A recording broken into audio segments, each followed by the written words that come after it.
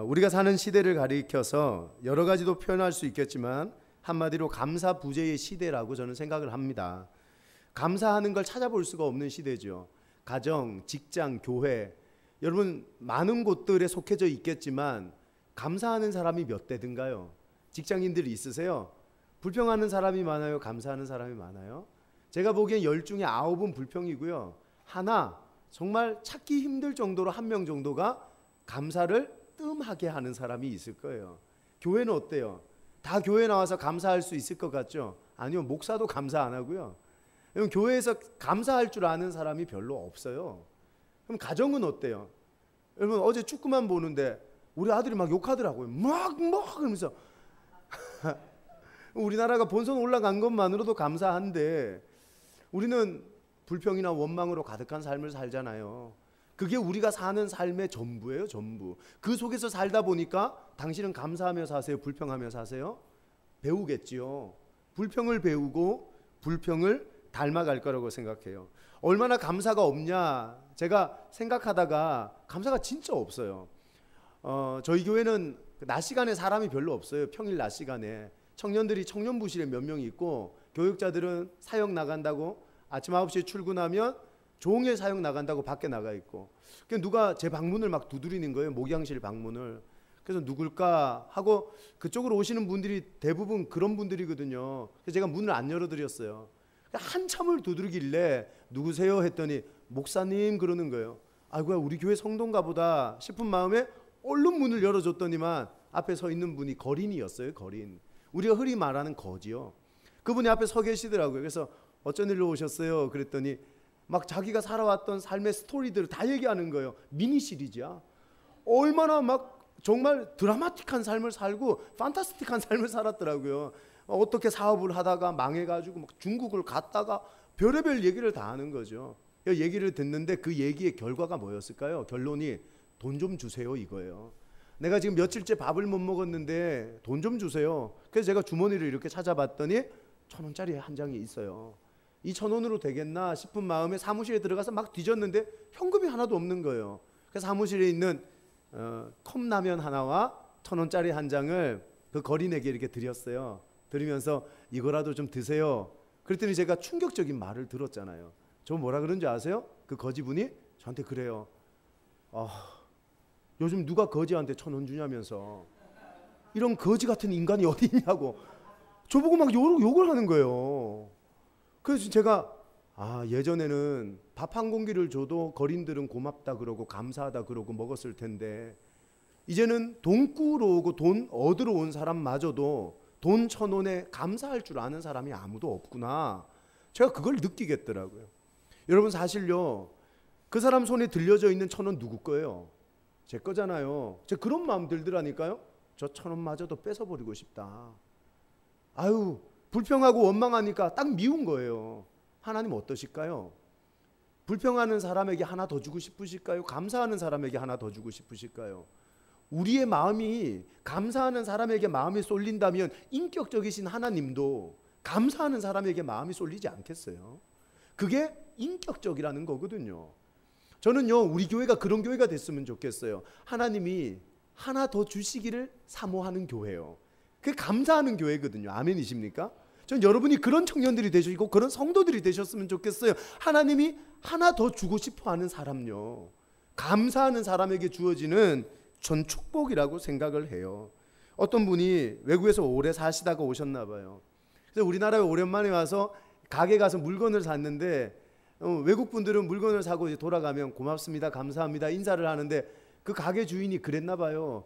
이게 눈을 이렇게 뜨고 또 오세요 아저씨 그랬대요. 근데 자기는 그게 너무 불쾌했다는 거예요. 또 오고 싶은 마음이 요만큼도 없더래요. 감사합니다 그랬으면 또 오고 싶어 했을 텐데. 여러분 가게도 고마워하는 가게, 감사하는 가게에는 발걸음이 또 가지요. 인간도 마찬가지예요. 하나님이 손길이 한 번 더 가는 사람은 누구예요? 감사하는 사람에게 하나님의 손길이 한 번 더 미쳐지는 인생이 되더라는 겁니다. 오늘 시편 50편은 아삽의 시라고 나와 있죠. 이 시편의 주제는 제사의식과 윤리 문제를 다루고 있어요. 요즘 말로 하면 예배의식에 대한 이야기가 나와 있다는 얘기죠. 시인은 제사의식에 대한 이야기를 하면서 제사의 하이라이트 부분을 감사라고 정의 내리고 있었어요.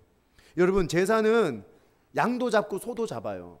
근데 하나님이 뭐라고 얘기를 하는 거냐 하면, 아무리 귀한 양을 잡고 소를 잡아도 내게 소중한 거 양이 아니라 소가 아니라 너희들의 감사하는 마음이다라고 이 시인이 우리에게 도전하고 있더라는 거죠.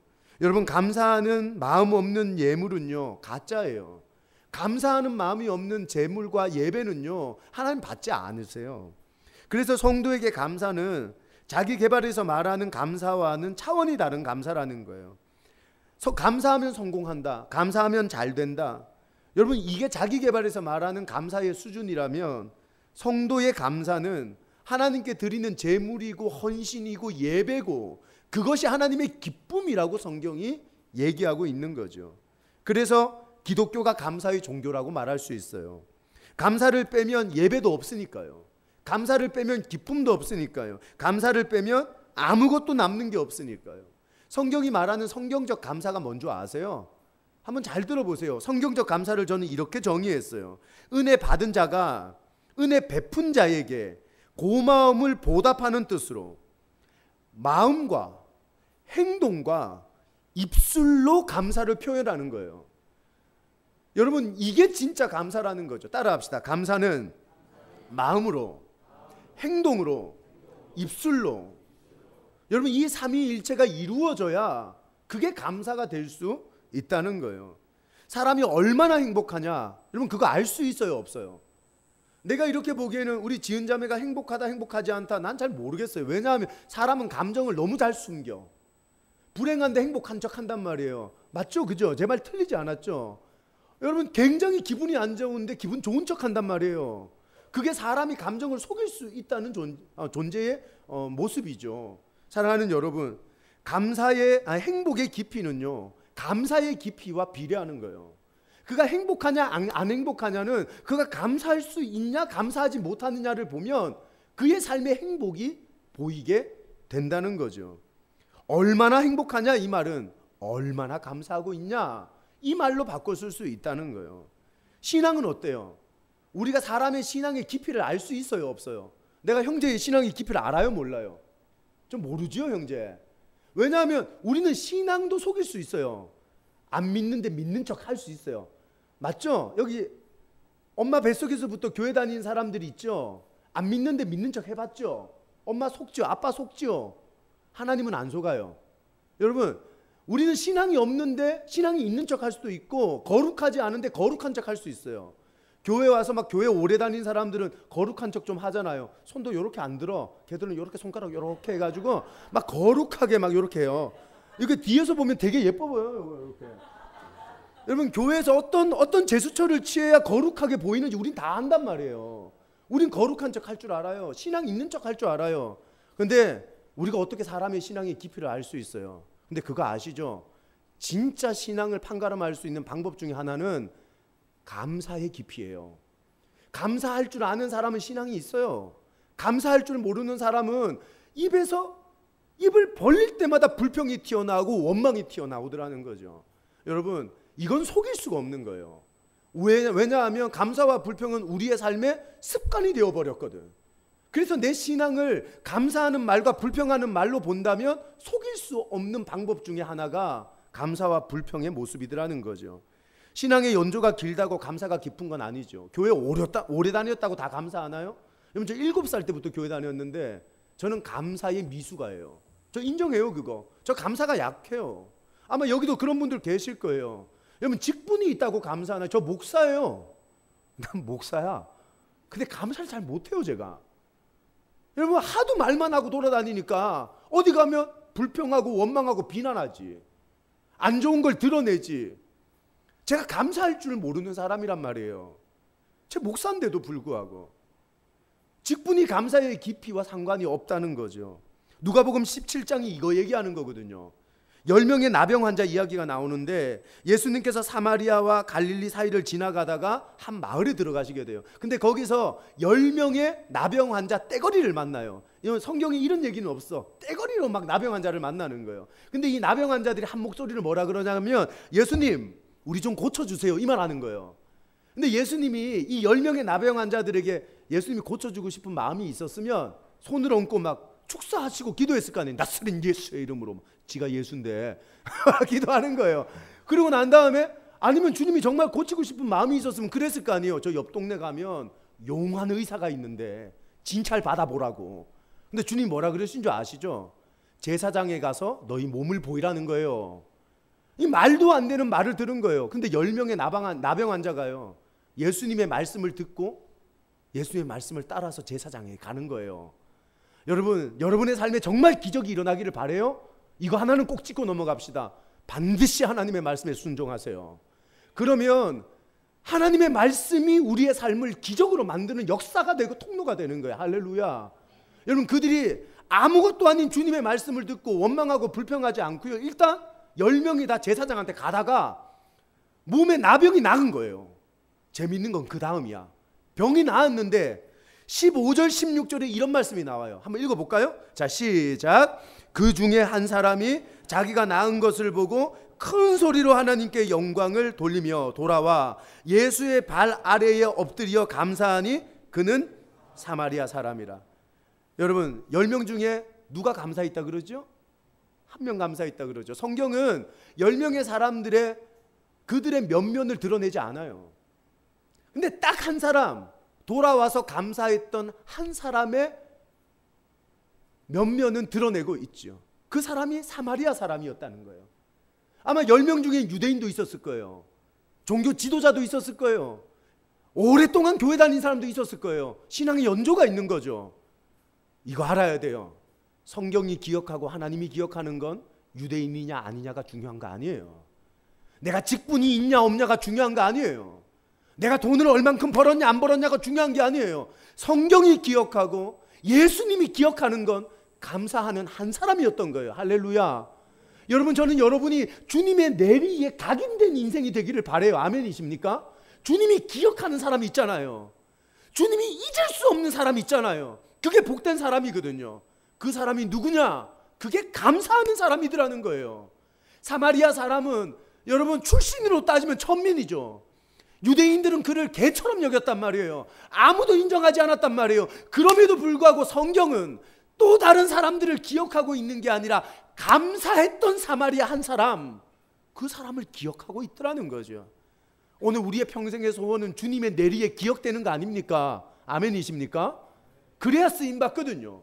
한평생 왔다가 가는 인생인데 한번 쓰임받고 가야 되지 않겠어요? 하나님의 내리에 새겨진 인생 돼야 되지 않겠어요? 감사하는 인생 되시기를 축원합니다. 그래서 여러분 모두가 감사가 열리고 감사가 습관이 되고 생활이 되는 은혜가 있었으면 좋겠어요. 누가 감사합니까? 정의 내립시다. 여러분, 받은 사람이 감사하는 거예요? 아니요. 10명이 받았는데 한 명만 감사하더라니까요. 9명은 감사 못한다는 거예요. 그럼 누가 감사하냐는 거예요.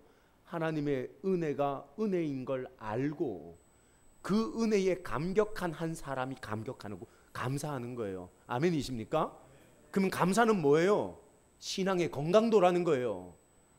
오늘도 내가 구원받은 지 10년이 됐는데 오늘 구원받은 것 같은 구원의 감격이 있으면 감사하는 거예요. 예수 언제 믿었어요? 엄마 뱃속에서부터 믿었어요? 20년 전에 믿었어요? 30년 전에 믿었어요? 그 감격은 없어진 지 오래됐지요. 사라진 지 오래됐지요. 누가 건강하냐는 거예요. 어제 만난 것처럼, 오늘 만난 것처럼 오늘도 예수님 앞에 서면 가슴 뛰고 예수님의 은혜가 너무 커서 구원의 감격이 나를 사로잡은 그 사람이 감사할 수 있는 사람이더라는 거죠. 할렐루야. 여러분, 그래서 감사하면 건강한 성도라고 말할 수 있다는 겁니다. 저는요, 감사가 신앙이라고 봐요. 그런 의미에서 따라합시다. 감사는 신앙이다. 그럼 감사의 쥐약은 익숙함과 뭘까요? 감사의 쥐약은 익숙함과 당연함이에요. 익숙해지면 감사하지 않아요. 한번 물어봅시다. 익숙해졌어요. 그럼 당연하게 여기죠. 당연하게 여기면 고마워요? 안 고마워요? 제가요, 청년부 사역할 때 매일마다 찾아오는, 개봉역에서 찾아오는 거린이 있었어요. 매일마다 3,000원씩 줬어요. 5일쯤 됐는데 내 돈이 없는 거야. 3,000원 못 줬죠? 근데 그 사람 나보고 뭐라 그러는 줄 알아요? 여러분, 3,000원 주는 거 내가 마음에 동해서 그 사람한테 공짜로 주는 거잖아요. 근데 그 사람은 5일쯤 돼서 3,000원 못 주니까 나한테 삿대질 하더라고요. 왜 오늘은 돈 안 주는데? 오늘은 왜 3,000원 안 주는데? 저한테 뭐라 그러는 거예요. 한순간 나는 내가 잘못한 줄 알았어요. 내가 3,000원을 뭐지? 이거 왜 주지? 내가 안 준 게 잘못인가? 여러분, 익숙해지면요 당연해져요. 당연해지면요 고마운 줄 모르는 거예요. 제가 몇 년 전에 국민일보를 보다가 너무 재미난 기사라서 스크랩을 해놨어요. 이 제목도 재밌어요. 방귀감사라는 글이었는데 몇 년 만에 펼쳐서 읽어보니까 여전히 재밌더라고요. 한번 읽어드릴게. 전문을 가져왔습니다. 최효선의 글 방귀감사가 있습니다. 수술 후 하루가 지났다. 점심 무렵 밥 아주머님이 방귀 나왔어요? 묻는다. 아니요 했더니 방귀 나오면 알려주세요. 죽 드려야 돼요. 회진 오신 선생님이 방귀 나왔어요? 묻는다. 아니요. 그랬더니 운동 많이 하라고 말한다. 아내가 병실로 돌아와 대뜸 방귀 나왔어 여보? 묻는다. 그놈의 방귀. 전에는 방귀 많이 낀다고 핀잔하던 아내가 이제는 내 방귀를 애타게 기다리고 있다. 목사님이 오셔서 기도 후에 장로님 방귀 나왔어요? 묻는다. 아니요 아직요. 병실에 들어오시는 모든 분들마다 나에게 방귀 타령이다. 며칠 전 새벽 기도에 어느 권사님이 감사헌금에 하나님 우리 며느리 방귀 나오게 해주셔서 감사합니다 라고 감사헌금을 드렸다. 새벽 예배당 안에 있는 성도들이 웃음소리로 가득했다. 수술한 사람이 방귀가 나오지 않으면 음식을 먹을 수 없다. 초조하게 기다리다가 방귀가 나오면 박수를 치며 이제 살았다고 기뻐하는 사람들도 본 적이 있다. 누구나 허구한 날 방귀를 뀌지만 그것이 중요한지 모르며 살아간다. 내가 당연한 것으로 여기는 일들이 누군가에게는 말할 수 없는 감사거리가 된다. 자녀들이 건강한 거, 남편이 출근하는 거, 군대 간 아들이 제대해서 돌아오는 거. 나는 당연한 일이 아니라 이것이 특별한 은혜임을 깨닫는 하루였다. 이것이 그 글의 전문, 이게 그 글의 전문이에요. 여러분, 이 세상을 살아가면서 당신에게 당연한 건 아무것도 없어요. 오늘 교회에 걸어오셨어요. 하나님의 특별한 은혜가 당신에게 2다리의 건강을 준 거예요. 오늘 당신 밥을 먹었는데 소화가 돼요. 여러분, 소화 안 돼서 서울대병원에 응급실에 실려간 사람 많아요. 소화 안 돼서 오늘도 저한테 기도받으러 오신 권사님만 2분이에요. 소화되게 해달라고요. 여러분, 당연한 건 세상에 아무것도 없어요. 근데 우리 신앙이 얼마나 병들었는지 하나님이 주신 특별한 은혜를 당연한 것으로 치부해버리고 하나님이 주신 은혜를 짓밟고 그것에 대한 감사함을 모르고 원망하며 불평하고 산다면 그게 당신이 예배드린다고 건강하냐는 거예요. 교회를 나왔다고 그게 건강하다고 말할 수 있냐는 거예요. 아니라는 거죠. 여러분, 정말 건강한 신앙은 어떤 사람이에요? 당연한 일을 특별한 은혜로 여길 줄 아는, 해석할 줄 아는 영성이 정말 건강한 신앙인이라는 거죠.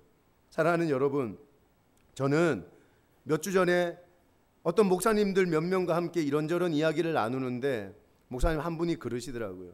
경기도 어디에 있는 교회 몇천 명 모이는 교회가 아주 교인들끼리 싸움이 나가지고 아작이 났다는 거예요. 교회가 반틈으로 뚝 갈라져 버렸다는 거예요. 근데 저는 그 이야기를 딱 듣는데 회개가 나오더라고요.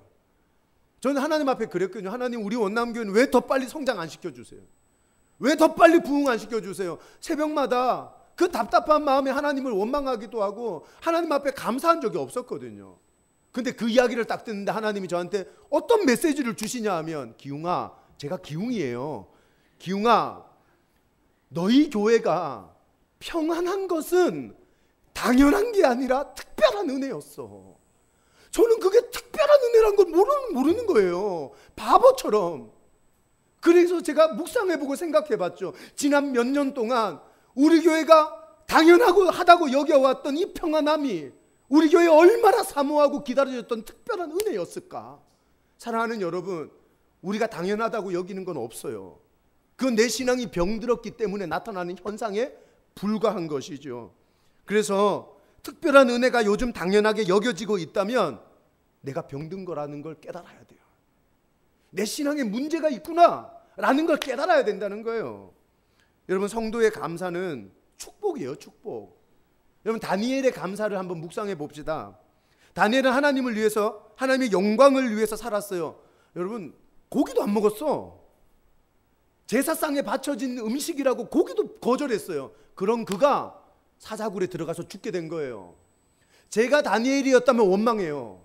나 당신을 위해서 살았는데 결과가 이겁니까, 하나님? 난 너무 속상합니다. 어떻게 당신 나한테 이럴 수 있습니까? 나 그랬을 거예요. 근데 다니엘이 다른 거예요. 여러분 다니엘서 6장 10절에 다니엘이 뭐라 얘기하는지 한번 보실까요? 한번 읽어봐요. 자, 시작. 다니엘이 이 조서에 왕의 도장이 찍힌 것을 알고도 자기 집에 돌아가서는 윗방에 올라가 예루살렘으로 향한 창문을 열고 전에 하던 대로 하루 3번씩 무릎을 꿇고 기도하며 그의 하나님께 감사하였더라. 우리는 잘 될 때, 좋은 일 있을 때 감사하잖아요. 감사헌금 드려본 적 있어요? 좋은 일 있으면 감사헌금 드리잖아요. 근데 그건 싸구려 감사였던 거예요. 정말 존귀한 감사는 어떤 거냐 하면 상황이 어려울 때요, 눈물 나는 그때에 정말 위경의 순간에 감사할 줄 아는 게 소중한 감사라는 거예요. 사랑하는 여러분, 다니엘은 이 보배로운 감사를 할 줄 아는 사람이었어요. 그는 승승장구할 때도 감사했지만 죽음과 같은 위경의 순간, 사자굴에 들어가야 되는 그 순간에도 감사했죠. 목사님 그거 어떻게 아세요? 목사님 그거 어떻게 장담하세요? 그러면 의문 좀 생길 수 있잖아요. 아까 읽었잖아요. 따라합시다. 전에 하던 대로. 그는요, 감사가 습관이 되고 성품이 된 사람이었어요. 한번 뜸하게 감사하는 게 복이 있다는 게 아니에요.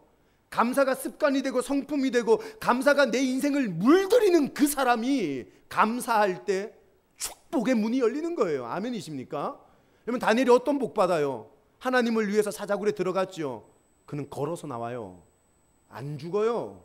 전 하나님 말씀 믿거든요. 수많은 자유주의 학자들이 이게 신화다 그러고 가짜다 그러지만 전 이게 하나님의 말씀의 진실임을 알거든요. 감사하는 사람의 인생의 문을 여신 건 하나님이신 거예요. 할렐루야.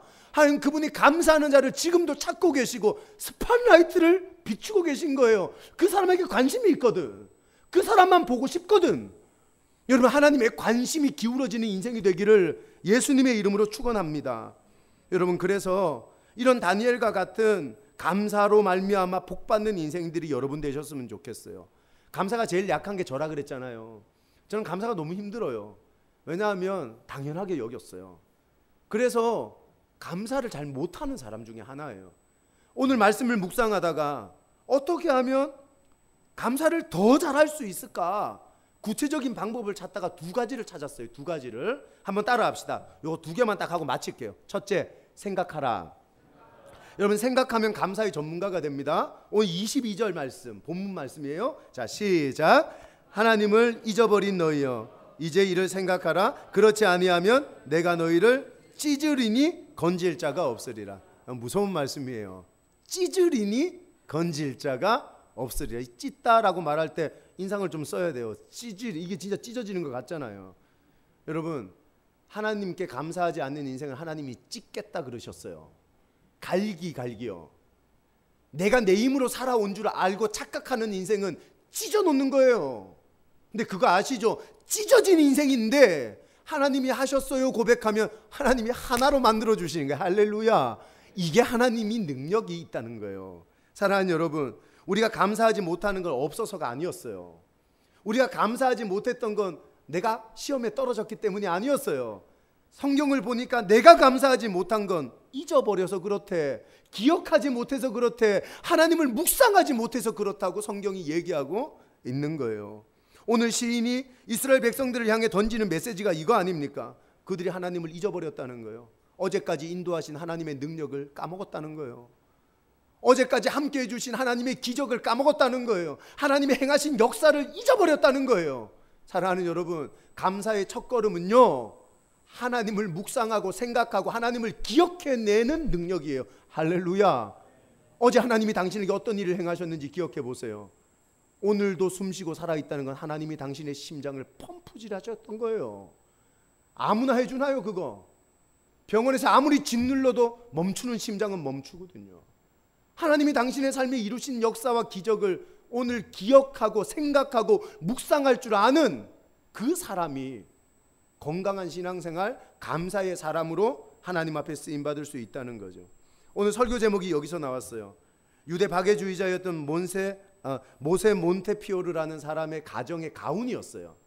너무 멋있어서 설교 제목으로 써버렸어요. 그냥 따라합시다. 생각하라. 그리고 감사하라. 멋있죠. 우리 아들들한테 이런 거 하나 가르쳐. 우리 아들 잔다 저기서. 너무 가슴이 찢어지네요. 이제 지 얘기하는데. 요즘 제가 우리 아들들 보면 너무 속상한 거예요. 둘째 아들이 중학교 2학년, 고등학교 1학년짜리 첫째 아들이 있는데 이 둘째 놈이 말을 잘 안 들어요. 저를 닮았어. 제가 딱 말 안 듣게 생겼잖아요. 눈 크고 막 고집 세게 생겼잖아요. 어느 날 밤 12시에 중딩 2학년짜리 6명이 집에 찾아왔어요. 그리고는 그러는 거예요. 준아 부르는 거예요. 밤 12시에. 그래 얘가 막 옷을 막 주섬주섬 입더니 나가는 거야. 너 어디 가냐 그랬더니 친구들하고 심야 영화 볼 거라고. 그럼 중학교 2학년짜리가 엄마한테 허락도 안 받고 아빠한테 얘기도 안 하고 심야 영화 볼 거라고 친구들 6명하고 나간다는 거예요. 그럼 그때 열 안 받아요? 열 받아요? 열 받죠. 그래가지고 제가 못 보낸다 그랬더니 이 친구들이 더 웃겨. 이 자식들이 내가 너희 아빠를 설득하겠다고. 아버님 제가 준이를 무사히 잘 데려오도록 하겠습니다. 우리 준이와 함께 심야 영화를 볼 수 있도록 허락해 주십시오. 그냥 눈을 확 쑤셔버리고 싶은데 남의 자식이라서 내가 그렇게 못하겠더라고요. 남과 비교한 내 아들은 왜 이럴까? 얘는 왜 이렇게 말할까? 얘는 왜 이렇게 행동할까? 왜 이렇게밖에 안 될까? 너무 속상하는 거예요. 어느 날 퇴근을 하고 집에 돌아갔는데 아내가 책상 위에 앉아가지고 글을 쓰는데 뭘 쓰나 해서 봤더니 자녀들을 향한 100가지 감사 제목이었어요. 한 장은 첫째 아들 거, 두 번째 장은 둘째 아들 거. 여러분 100가지 감사 제목 적어봤어요? 아내가 50가지를 적고 적을 게 없다고 손을 들더라고요. 적을 게 없어요. 왜냐하면 감사할 게 있어야 감사해. 저놈의 새끼들이 입만 벌리면 욕하지요. 어디 나가면 막 하여튼 간에 저 새끼들은 괴물 같은 놈들이었어요. 그래가지고 막 감사할 제목이 없는데 설교를 준비한다고 당신 도대체 뭘 감사했는지 보자. 둘째 아들 걸 빼서 어제 제 사무실에서 이렇게 읽어봤는데 감사 제목이 이런 게 적혀 있더라고요. 첫 번째, 중2밖에 안 됐지만 벌써 키가 아빠보다 큰 171cm가 되게 하심에 감사. 제가 170이거든요. 믿으세요. 제가 170 넘어. 169 아니야. 근데 제 둘째 아들이 벌써 171이 된 거예요. 두 번째, 8번째였어요. 급식보다 집밥을 맛있어 해서. 12번째, 중등부 예배에 관심을 가지고 기도하겠다고 고백해서. 14번째, 하나님의 소명을 깨닫고자 기도해 달라고 말해서. 이 아이가 소명을 깨달은 게 아니에요. 어느 날 가정 예배 드리는데 그러는 거예요. 아빠, 하나님이 나 왜 만들었을까? 난 뭐 해야 될까?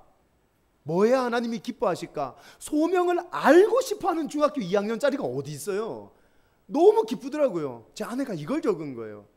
그리고 41번째, 하나님의 권위를 부모의 권위를 인정하게 하심에. 그 다음에 52번째, 몇 년 전 소변에 혈뇨가 섞여서 나왔는데 3년 동안 추적 검사해도 신장에 아무런 문제가 없다고 말해줘서. 사랑하는 여러분, 생각해 보면 정말 다 감사할 것밖에 없는 거예요. 아빠 닮아서 키 안 크면 어떡하지? 그래서 저는 맨날 새벽기도 갔다 오면 다리 잡고 기도해 줬거든요. 쭉쭉쭉 기도라는 게 말이 필요 없어. 쭉 이게 기도예요. 그냥 하나님 아시죠? 쭉. 그럼 기도 끝나요. 그걸 몇 년을 했는지 모르는데 중학교 2학년 된 저놈이 저보다 키가 큰 거예요. 학교를 갔다 왔는데 소변이 빨간색이었어요. 너무 놀랐어요. 왜냐하면 제 사촌 형이 소변 빨간색이 나와서 신장암으로 죽었거든요. 제가 너무 놀라가지고 그 아이를 들쳐업고 서울대병원으로 갔어요. 검사해 주세요. 얘가 왜 이러냐고. 얘가 신장이 이상하다는 거예요. 추적 검사를 하자는 거예요. 1년에 2번씩 와가지고 신장 검사를 하자는 거예요. 근데 3년이 지난 지금도 건강한 신장을 가지고 있다는 거죠. 감사하죠. 사랑하는 여러분, 생각만 해도 감사는 넘쳐나는 거예요. 아멘이십니까? 하나님이 내게 어떻게 일하셨는지를 볼 수 있는 거예요. 아멘이십니까? 그렇죠. 근데 우리의 생각이 짧아서 하나님이 내게 해주신 일들을 기억하지 못해서 하나님 없지요? 당신 죽었지요? 당신 어디 계신 거예요? 이렇게 말하는 어리석은 사람이 아니기를 주님의 이름으로 축복합니다. 그래서 감사할 줄 아는 성도들, 청년들 되시기를 원해요. 여러분 두 번째 한번 따라할까요? 감사로 제사를 드리자. 23절 말씀 한번 읽어봅시다. 자, 시작. 감사로 제사를 드리는 자가 나를 영화롭게 하나니 그의 행위를 옳게 하는 자에게 내가 하나님의 구원을 보이리라. 여러분, 감사의 제사는 하나님을 영화롭게 하는 제사라는 거예요. 여러분, 대소요리 문답 1번 질문이 뭔지 아세요? 사람의 제일 된 목적, 존재의 이유가 무엇인가 물어요. 여러분, 답이 뭔지 아세요? 사람의 목적은, 따라합시다, 하나님을 영화롭게 하는 것. 우리 왜 태어났죠? 하나님을 영화롭게 하기 위해 태어났다는 거예요. 우리 왜 밥 먹죠? 하나님을 영화롭게 하기 위해 밥 먹는 거예요. 왜 그 대학 가죠? 하나님을 영화롭게 하기 위해 그 대학 간다는 거예요. 근데 성경은요, 그렇게 말하지 않아요. 내가 돈을 많이 벌어서 하나님을 영화롭게 하는 거야. 내가 성공해서 하나님을 영화롭게 하는 거야. 난 넓은 아파트에 좋은 차 타서 하나님을 영화롭게 하는 거야. 성경은 그렇게 말한 구절이 단 하나도 없어요. 근데 오늘 시편 50편에 하나님을 영화롭게 하는 법을 가르쳐주고 있는 거예요. 따라합시다. 감사로 제사를 드리는 자가 하나님을 영화롭게 하나니. 할렐루야. 내가 돈을 벌지 않아도, 내가 좀 남들보다 부족해도, 내가 남들이 가는 대학을 못 갔어도, 오늘 내 삶에 주어진 환경 앞에 내가 감사의 제물을 드릴 수만 있다면 그것 자체가 하나님을 영화롭게 만든다는 거예요. 아멘이십니까? 여러분, 하나님을 영화롭게 만드는 성도가 되시기를 축원합니다. 하나님을 영화롭게 하는 청년들이 되시기를 바랍니다. 이게 우리의 삶의 목적이니까요. 여기에 다 똑같은 예배자인 것 같지만요, 아닙니다. 누구는 감사로 물들었고 누구는 불평으로 물들었습니다. 하나님이 누구의 예배를 받을까요? 누구의 예배를 소중하게 여길까요? 감사로 물든 예배자의 예배를 하나님은 기억하시겠다고 약속하셨어요. 오늘 당신의 예배는 하나님이 기억하시는 예배가 되겠어요? 한 버리시는 예배가 되겠어요? 우리의 예배가 쓰레기 되지 않게 합시다. 우리의 예배가 보석같이 여겨지는 예배 되게 만듭시다. 아멘. 오늘 감사를 터뜨려내는 겁니다.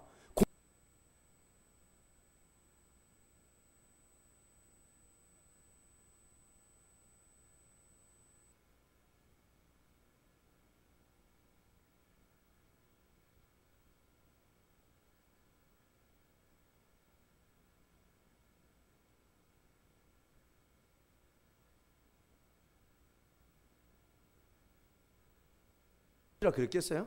아빠, 나 과학고등학교 가고 싶어요. 그러더라고요. 그 내가 과학고등학교 뭔지 몰랐어요. 내가 아이 공부시키는 데는 관심이 없었어요. 사실 사역만 했지.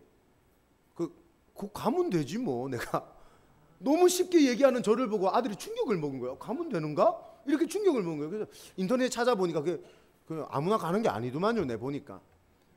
그래가지고 어떻게 하면 갈 수 있나 학원에 전화를 했죠. 그랬더니 학원에 테스트를 보러 오래요. 아이를 데리고 학원에 갔어요. 수학 테스트, 과학 테스트를 봤어요. 선생님이 1시간 동안 부모들을 앉혀놓고 막 상담을 하는 거예요. 우리를 앉혀놓고. 근데 말의 결론이란 게 뭐냐 하면, 얘는 과학과 수학이 성적을 보니까 쓰레기입니다. 이거 얘기하는 거예요. 얘는 가망성이 없습니다. 얘는 막 전혀 얘는 아닙니다. 얘는 아닙니다. 막 그러는 거예요. 막 젠틀하게 얘기해 줬지요. 잘 타일러 보시라고. 근데 들어보면 얘는 과학 쓰레기고 막 수학 쓰레기입니다. 막 난 이렇게 들리더라고요. 아, 그렇구나. 근데 부모가 어떻게 해요? 애가 하고 싶다는데 밀어줘야죠. 학원을 보낸 적이 한 번도 없었거든요. 처음으로 학원을 보냈어요. 그리고 열심히 한번 공부해보라 그랬어요. 2년이 지났어요. 학원에서 또 전화가 왔더라고요. 얘는 2년 동안 공부를 시켜봤는데 여전히 쓰레기입니다. 이 얘기를 또 하는 거예요. 전화로. 야, 학원 선생님 여기 계시면 그러면 안 돼. 부모 마음 진짜 찢어지더라고. 여전히 쓰레기입니다. 이 말은 진짜 하면 안 되는 말인 것 같아. 그 얘기를 듣고 아들한테 물었어요. 너 어떡할 거냐 그랬더니 자기도 뭐 마음이 좀 힘들고 딱 예배 와서 은혜를 받고 오더니만, 아빠 그래도 제가 한번 해보겠습니다 그러더라고요. 1년 동안 또 했어요. 작년 9월이었어요. 우리 교회 부흥의 날 강사로 오신 목사님이 뭐라 그랬냐 하면, 이번에 부흥회 때 여러분 감사헌금을 한번 하시는데 다른 감사헌금 말고 자녀들을 위한 감사헌금 한번 했으면 좋겠다는 거예요. 근데 저는 소망이 없었어요. 별로 안 될 것 같다는, 막 쓰레기란 말을 하도 들으니까 쟤는 안 되겠구나 이런 생각이 그냥 마음에 차 있는 거거든요. 그런 생각을 가지고 있는데 그냥 목사니까 면발이 있잖아요. 통장을 보니까 200만 원밖에 없고, 그래 내가 그래도 담임 목사인데 100만 원은 해야 안 되겠나. 그래서 집에 가서 집사람한테 그랬어요. 여보, 자녀를 위해 헌금하라 그러는데 내 담임 목사인데 면발이 있지, 100만 원 정도 하면 되겠나. 내 그랬더니 집사람이 저 눈을 이렇게 딱 쳐다보면서 그러는 거예요. 여보, 나는 그 목사님 이야기를 듣는데 우리 아들들에 대한 기대가 생기던데요. 그러더니만 200만 원 그 우리 집 생활비거든요. 여러분, 목사가 양복 입고 교회에서 주는 차 타고 교회에서 주는 집에 사는데 사실 보면 저 개털이거든요. 아무것도 없어요. 돈도 없고 그 200만 원 생활비 있는 걸 집사람이 나 몰래 은행에 가더니만 200만 다 찾아와 버렸어요. 그 다음날 자녀들의 미래를 책임져 주시옵소서 이러면서 막 헌금을 해버리는 거예요. 우린 뭐 먹고 사냐 그러면. 근데 놀라운 게 뭔지 아세요? 학교에서도 가능성이 없다, 학원에서도 가능성이 없다, 쓰레기다 그랬던 이 아이가 한성과 학교에 합격을 했어요. 여러분, 저는요 감사에 인색하거든요. 저는 감사할 줄 모르는 사람이란 말이에요. 근데 억지로 했어요. 억지로. 근데 하나님이 그 감사를 너무 기쁘게 보시는 거야. 저는요 제 아들들한테도 가르쳐요. 얘들아, 감사해라. 이번 다가오는 주가 맥주 감사주의래요. 여러분 여기까지 신앙생활에 오면서 하나님 앞에 정말 감사의 마음을 담아 단돈 1,000원이라도 그분 앞에 헌금을 해본 적이 있으세요? 제가 돈 얘기하는 걸로 들리세요? 아니요. 하나님의 복이 당신의 삶 가운데 임재되기를 소망해요. 내가 경험한 것처럼 여러분도 그거 경험했으면 좋겠어요. 하나님 정말 살아계시거든요. 한번 따라 합시다. 하나님을 춤추시게 하면 하나님이 우리를 춤추게 하신다. 여러분, 이 논리 절대 까먹지 마세요. 감사로 하나님을 춤추게 해서 하나님이 우리를 미쳐 날뛰도록 만드실 수 있도록 하나님이 주신 축복이 너무 커서요. 그렇게 우리의 삶을 감사의 문을 한번 활짝 열어봤으면 좋겠어요. 실패의 현장에 있다 할지라도, 아픔의 현장에 있다 할지라도, 지난 반년 동안 하나님이 당신을 어떻게 인도하셨는지 생각하고 묵상하고 그분께 감사의 문을 열어내는 청년들이 되시기를 주님의 이름으로 축원합니다. 할렐루야. 네, 우리 같이 한번 찬양하고 기도할까요?